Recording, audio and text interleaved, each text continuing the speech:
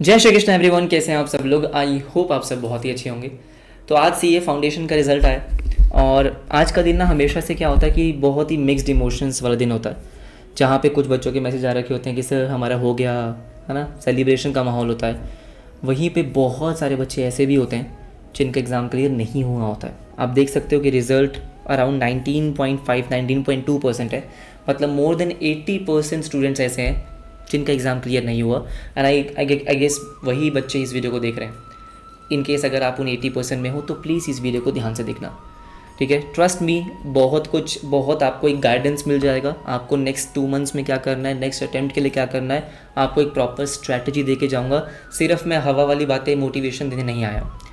जिन बच्चों का exam clear नहीं हुआ है, आई नो कि बहुत ही ख़राब फीलिंग होती है। यहाँ पे बहुत सारे बच्चे ऐसे भी होंगे जिन्होंने शायद से पहली बार अपनी लाइफ में वो एक मार्कशीट में अनसक्सेसफुल लिखा हुआ देखा होगा ना। स्कूल में कभी ऐसा नहीं हुआ होगा, कॉलेज में कभी ऐसा नहीं हुआ होगा। तो आई कैन अंडरस्टैंड, ठीक है, मैं डेफिनेटली आपको फील कर सकता हूँ। बहुत ही मुश्किल होता है। अपने आसपास आप देख रहे होगे कि इंस्टाग्राम पे, टेलीग्राम में सब बच्चे बोल रहे हैं मेरा हो गया, मेरा हो गया। अकेला सा फील हो रहा होगा, बट आप अकेले नहीं हो। आप देख सकते हो कि 80% बच्चे ऐसे जिनका क्लियर नहीं हुआ है। आपकी फैमिली, आपके दोस्त, हम सब टीचर्स आपके साथ हैं। आपको जो भी सपोर्ट चाहिए, आपको जो भी गाइडेंस चाहिए, we are here for you. तो टेंशन लेने वाली बात नहीं है। बट येस, कहीं ना कहीं आपके दिमाग में ये नहीं होना चाहिए कि आईसीआई ने हमको जानबूझ के पास नहीं किया, चेकिंग अच्छी नहीं हुई है, ये वो। किसी को ना ब्लेम करने से कोई फ़ायदा नहीं होगा।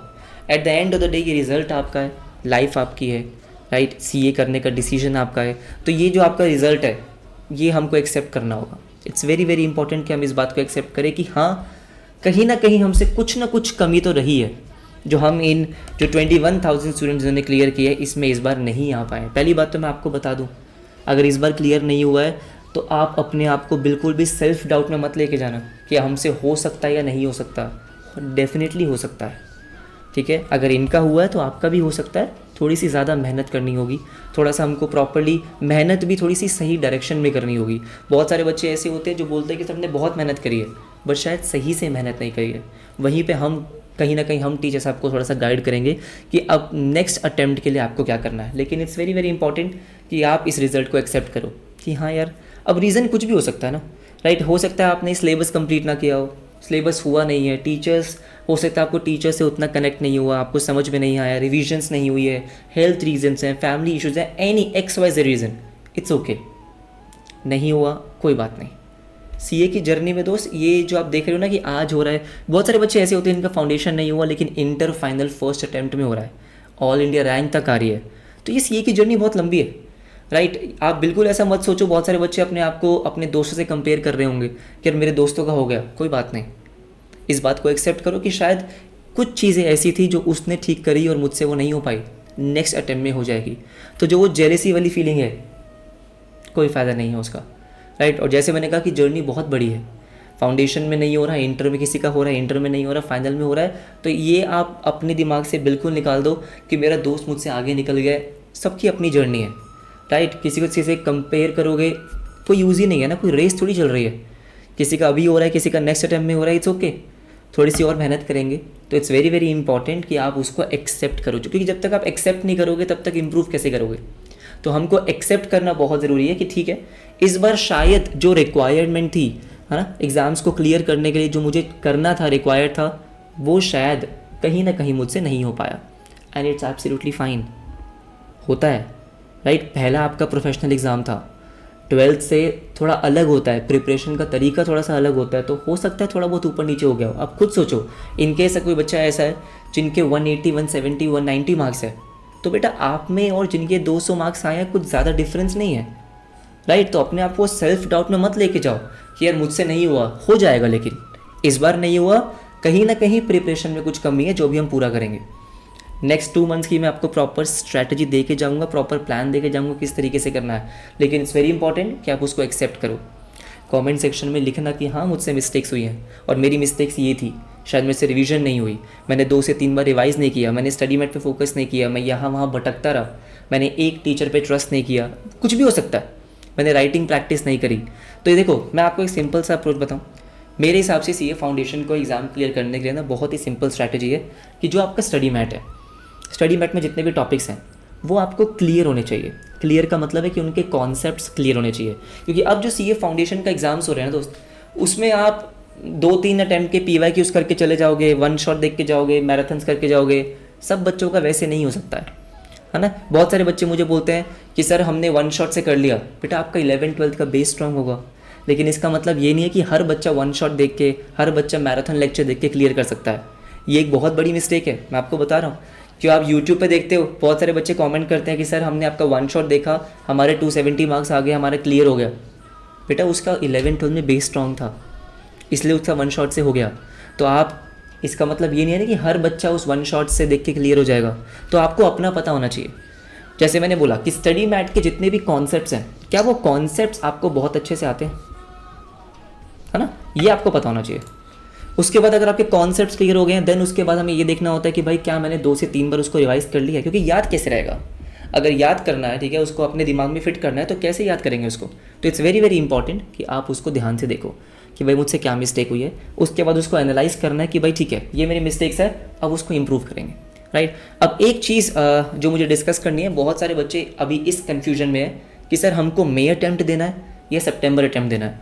मेरी आप सबसे ना हाथ जोड़ के रिक्वेस्ट है कि ये डिसीजन गलत नहीं लेना। बहुत सारे बच्चे ये सोचते हैं कि ऑब्वियसली बात है, अगर नेक्स्ट अटैम्प्ट आपका मई में आ रहा है तो मई ही देना है। मैं आपको एक बात बता देता हूँ, ठीक है। इन केस अगर आपके लेट से, जो मेरे हिसाब से होना चाहिए, इन केस आप ऐसे स्टूडेंट हो जिसके अभी 100, 120 ऐसे मार्क्स आए हैं, कहीं ना कहीं कॉन्सेप्ट उतने क्लियर नहीं है ना, तो मुझे ऐसा लगता है कि अभी जो ये 2 महीने आपके पास टाइम है, शायद वो 2 महीने में आप कॉन्सेप्ट क्लियर और रिवीजन, मल्टीपल रिवीजन शायद नहीं हो पाएगी, राइट। क्या होता है, इस अटेम्प्ट के लूप में हमको फंसना नहीं है। अब क्या हुआ, रिजल्ट आया, आपने अभी क्या किया, रिजल्ट तक तो वेट किया, अब 2 महीने बचे हैं, राइट। मोटा मोटा 2 महीने ही है ना बेटा, मार्च, अप्रैल, मई में तो एग्जाम्स ही है। क्या 2 महीने में मैं दोबारा से पूरा कॉन्सेप्ट क्लियर करके 2 बार रिवाइज कर सकता हूँ? शायद उतना पॉसिबल नहीं हो पाएगा। अब फिर आप मान लो मई में आप आधा अधूरा प्रिपेयर करके दोगे, फिर दिक्कत हो जाए कहीं, फिर सितंबर का प्रिपेयर करने के लिए 2 ही महीने बचेंगे। तो इसलिए इट्स वेरी वेरी इंपॉर्टेंट कि आप इस अटेम्प्ट के लूप में नहीं फंसोगे। आपको बहुत ही सोच समझ के ये डिसीजन लेना है।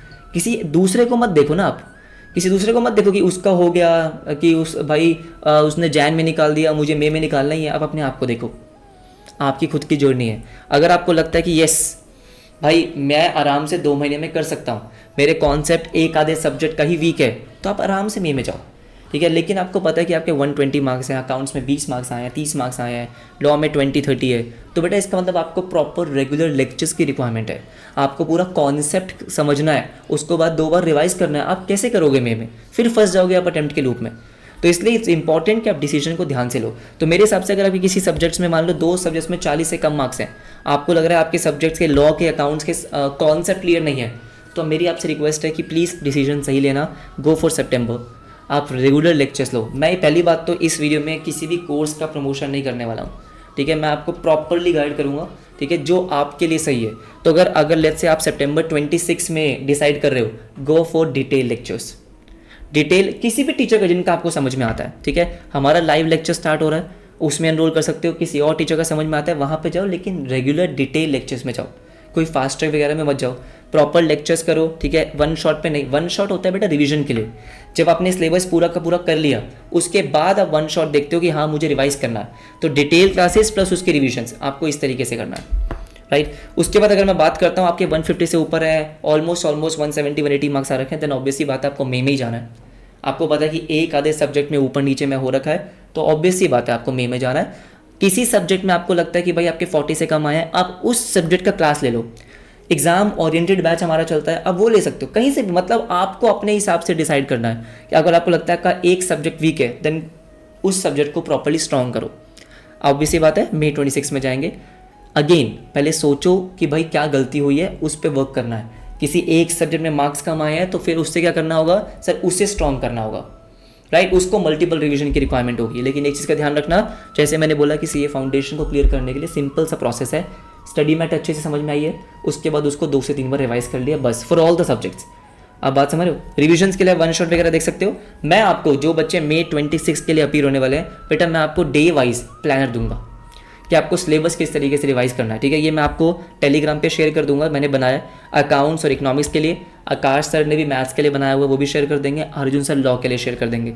इन केस अगर आपको ये प्लानर चाहिए कि हाँ कि भाई हम कैसे एक बार सिलेबस रिवाइज कर लें, फिर उसके बाद मल्टीपल रिविजन्स कर लें, तो ये मैंने बनाया आपके लिए कि आप किस तरीके से कौन से दिन कौन से चैप्टर कर सकते हो, किस तरीके से कर सकते हो। इसमें ऑब्वियसली बात है आप मॉडिफिकेशन कर लेना, लेकिन इसको आप एज अ रेफरेंस यूज़ कर सकते हो, ठीक है। तो मैं ये PDF शेयर कर दूंगा।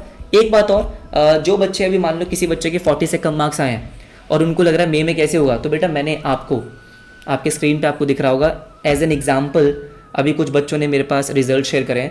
आप देख सकते हो बेटा प्रीवियस अटेम्प्ट में अकाउंट्स में 27 मार्क्स थे, EOB बैच लिया है और 72 मार्क्स हो गए। आप बात समझ रहे हो कि भाई एक सब्जेक्ट खराब था, राइट। तो EOB बैच से आराम से हो सकता है। चारों सब्जेक्ट का अगर आपको मानो चारों सब्जेक्ट में आपके 20s में मार्क्स हैं, देन आई वुड सजेस्ट कि आप इससे बेटर होगा कि आप रेगुलर लेक्चर्स की तरफ जाओ। लेकिन किसी एक सब्जेक्ट में मान लो अकाउंट्स में मार्क्स कम आया, लॉ में मार्क्स कम आया, तो आपको में ही देना है, तो आप क्या कर सकते हो, आप एनरोल करो EOB बैच में, या यूट्यूब से अगर आपको करना है, आपको लगता है कि यूट्यूब से हो सकता है तो यूट्यूब से कर सकते हो। लेकिन इतने सारे बच्चे, ठीक है, इतने सारे बच्चे 38 से 67 हो गए, 40 से 76 हो गए, मेजरली सारे EOB बैच के हैं, क्योंकि एक सब्जेक्ट खराब था उनका। ये वो बच्चे जिनका मान लो अकाउंट्स में मार्क्स कम रह गया था, राइट, ठीक है। EOB बैच में एनरोल किया, इन्होंने अक्टूबर में एनरोल किया, अक्टूबर नवंबर दिसंबर 3 महीने में प्रिपेयर किया, 46 से 73 ऑलमोस्ट डबल मार्क्स हो गए। अब बात समझ रहे हो। तो आपको बिल्कुल भी टेंशन नहीं लेनी है। अगर ये मान लो अभी Jan 26 में नहीं हुआ है, इट्स एब्सोल्युटली फाइन, घबराओ मत, ठीक है। हमको क्या करना है, आज का दिन लो, प्रोसेस करो, दोस्तों के साथ बैठो, फैमिली के साथ बैठो, राइट, जो आपको सपोर्ट करते हैं, और बिल्कुल भी अपने आप को एक दूसरे से कंपेयर मत करो कि मेरे दोस्तों का हो गया, ये हो गया। मैं कह रहा हूँ कि भाई कोई बात नहीं, एक बार हो गया गलती, अच्छी बात है कि आगे पूरे CA जर्नी में उसको रिपीट नहीं करेंगे। मैं चाहता हूँ जितने बच्चे को ये वीडियो देख रहे हैं कमेंट सेक्शन में लिख कर जाएंगे कि हाँ मुझसे मिस्टेक हुई है, बट मैं May 26 के बाद जब भी आप नेक्स्ट अटैम्प्ट दोगे, मैं रिजल्ट के बाद दोबारा आऊँगा, इसी कमेंट पे रिप्लाई करूँगा कि हाँ मेरा हो गया, ठीक है। तो हिम्मत नहीं हारनी है। कि 2 लाइनें मैंने कहीं पे पढ़ी थी कि एक दिन एक ऐसी जीत आएगी तुम्हारे हिस्से कि भूल जाओगे पुरानी हार के सारे किस्से। कि भाई अब ऐसे मेहनत करेंगे कि जब नेक्स्ट अटैम्प्ट देंगे तो ऐसी जीत आएगी कि पिछले अटैम्प्ट में क्या हुआ था वो सब भूल जाएंगे। तो बिल्कुल घबराना नहीं है, राइट, ठीक है। मुझसे कुछ भी आपको रिक्वायरमेंट है, डेफिनेटली May 26 के लिए हमारी लाइव रिविजन्स होती हैं यूट्यूब पे, वो होंगी, चारों सब्जेक्ट्स की प्रॉपर रिविजन्स होंगी। लेकिन अभी सिलेबस आपको रिवाइज करना है, जहाँ पे आपको लगता है कि आपकी वीकनेस है उस पर काम करना है, और नेक्स्ट अटैम्प्ट के लिए और बेटर प्रिपेयर करना है, ठीक है। तो देखो आपका रिजल्ट 20% आ रहा है, 25 आ रहा है, फ़र्क नहीं पड़ता, 21,000 स्टूडेंट्स में हमको आना ही है। सर अगली बार जितना मर्जी रिजल्ट आए, जैसा मर्जी पेपर आए, हमको इस तरीके से तैयारी करनी है कि नेक्स्ट अटैम्प्ट में होगा ही होगा, right. All the very best, बिल्कुल भी टेंशन मत लो। जो भी मुझसे रिक्वायरमेंट है इंस्टा पे मैसेज करो, यूट्यूब पे मैसेज करो, और मिलेंगे आपसे क्लास में, राइट। बाय एवरीबॉडी, अपना ध्यान रखो, बाय बाय, टेक केयर।